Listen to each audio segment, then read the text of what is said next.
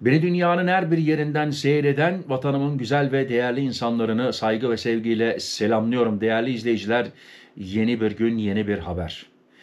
Yalnız bu haberler artık beni ne bileyim şaşırtmamaya başladı. Sizler de bakın, belki inanamayacaksınız ama gerçekten hem Türkiye'ye giderken hem Türkiye'den gelirken ne bileyim gurbetçi vatandaşlarımızın aklına benim aklıma gelmeyen geliyor. Şöyle söyleyebilirim. Türkiye'den Belçika'ya giden araçta pompalı tüfek ele geçirildi. Anlayış gösteriyorum. Yalnız böyle bir şey yapan birisi gerçekten yürek yemiş diyebilirim. Artık ne için bu pompalı tüfek Belçika'ya gidiyor onu anlayamadım. Belki birisine sattı, birisi belki kendisi kullanacak, avcı bilmiyoruz. Ama bakın çeşitli türlü olaylar oluyor. Ve geçen de bana tekrar bir soru geldi yorumlarda. Murat Bey Türkiye'den nereye gittiğini de yazmıyor maalesef. Muhakkak sorularda bana yazın. Nereye gidiyorsunuz? Almanya mı, Belçika mı, İngiltere mi? Ben 10 kilo kuru üzüm götürmek istiyorum. Götürebilir miyim? O konuya da bu haberden sonra geleceğiz. 2 dakikanızı almayacağım. Bakın haber çok kısa. Neler olmuş neler bitmiş tekrar Bulgaristan gümrüğünde. Bulgaristan'ın Lesovo sınır kapısında gerçekleştirilen kontrollerde Türkiye'den Belçika'ya seyahat eden bir aracın bagajında av tüfeği ve mühimmat ele geçirildi. Olayla ilgili olarak Türk vatandaşı sürücü hakkında soruşturma açıldı. Hadi bakalım kolay gelsin ve bu bütün sistemlere tabii ki yazıldı. Bu adam artık her seferinde çok sıkı bir şekilde kontrol altına alınacak. Bunu da unutmayın. Yani böyle bir şeyle yakalanırsanız. Bulgar yetkililerin açıklamasına göre 2 Eylül 2025'te saat 23.30 sıralarında Hamzabeyli'den çıkış yapan araç Lesova'da detaylı aramaya tabi tutuldu. Gümrük görevlilerinin beyan edilecek eşyanız var mı sorusuna olumsuz yanıt veren sürücünün aracında bagaj kısmına gizlenmiş bir av tüfeği ve 58 fişek içeren 3 kutu mühimmat bulundu. Değerli izleyiciler, tekrar söylüyorum, öbür videolarda da söyledim. Bakın bu gümrük memurları bunun okulunu okumuş.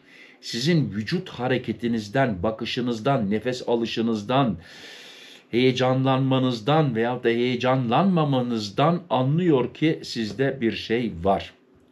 Silah ve mühimmatın valiz ve çantaların altına saklandığı belirtildi. Ele geçirilen malzemeler kaçakçılıkla mücadele kapsamında incelemeye alındı. Değerli izleyiciler, bakın, değerli gurbetçilerim, hadi diyelim o gümrükten geçebildin. Bulgaristan'dan çıkarken sana tekrar soruyor. Sırbistan'a girerken tekrar soruyor. Sırbistan'dan çıkarken tekrar soruyor. Macar'dan gidersen Macar tekrar soruyor. Hırvatistan'dan gidersen Hırvatistan tekrar soruyor.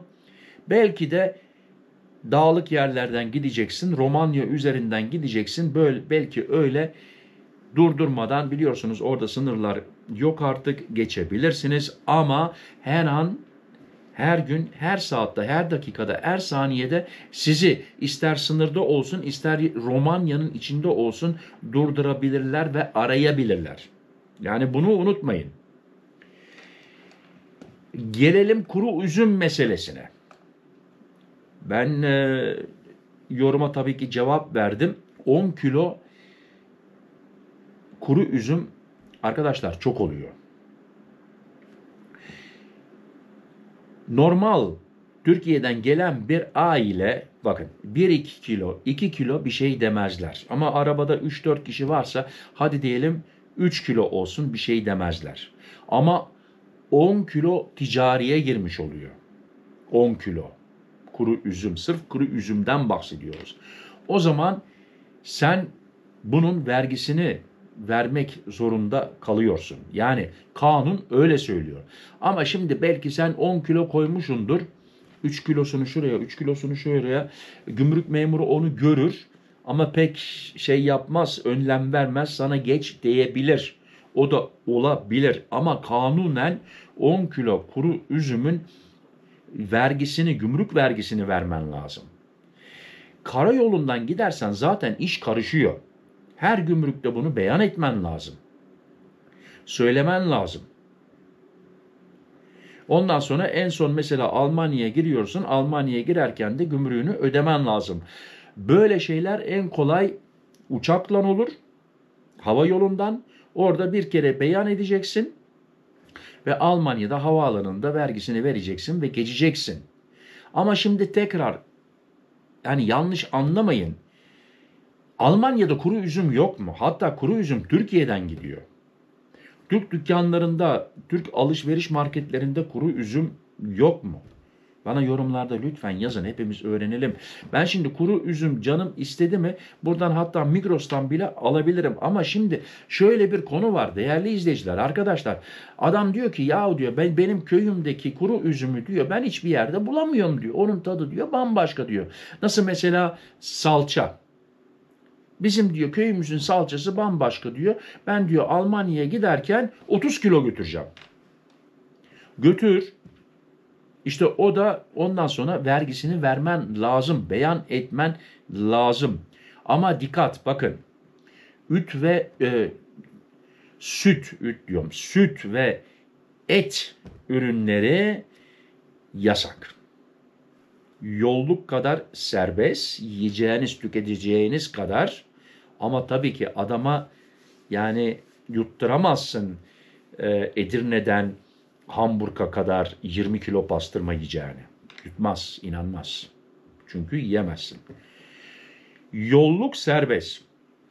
En çok dikkat edilecek konu ve en çok ceza yediğimiz konu, Türkiye'den Bulgaristan'a geçerken bilmemezlikten, tekrar söylüyorum arkadaşlar, değerli izleyiciler, 2 paket serbest. 2 paket. Marlboro içiyorsan 2 paket. Yani 40 tane sigara var içinde. Geçen de bana birisi yazdı. Ya dedi ben dedi zaten günde 3 paket içiyorum. Ne yapacağım? Bulgaristan'dan alacaksın. Sırbistan'a geçtin. Sırbistan'dan alacaksın. Romanya'ya geçtin. Romanya'dan alacaksın. Türkiye'den Bulgaristan'a geçerken 2 paketten fazla oldu mu sana orada çatır çatır cezayı yazar. Sigaraları da elinden alır. Yani 2 karton aldıysan gümrük kapısından ben bunu geçiririm dersen zaten ilk önce onu soruyorlar. Murat Bozdoğan gelsin sınır kapısına, ilk önce sigara diyor, alkol diyor, bunları soruyor. İlk önce onları soruyor. Ne var yanında? Ve biliyorsunuz bütün arabaların arkasını açıyorlar ve şöyle bir bakıyorlar ve tekrar söylüyorum, gümrük memurları sizin hareketlerinizden, nefes alışınızdan, bakışınızdan, bakmamanızdan, kenara bakmanızdan, heyecanlanmanızdan, terlemenizden anlıyorlar. Bu adamda bir şey var, bir şey yok. Onlar onun okulunu okuyor. Biz okulunu okumuyoruz. Değerli izleyiciler, fazla uzatmayacağım. Herhangi bir sorunuz varsa yazabilirsiniz. Murat Bozdoğan burada, araştırabilirim, size cevap verebilirim. Beni izlediğiniz için teşekkür ederim. Bir beğeni verirseniz tabii ki beni desteklemiş olursunuz. Daha fazla beni desteklemek istiyorsanız ücretsiz olarak abone olma imkanınız var. Abone olun. Ailemize hoş geldiniz diyorum. Sefa getirdiniz. Teşekkür ederim bana destek olduğunuz için. Kendinize dikkat edin. Sıhhatinize dikkat edin.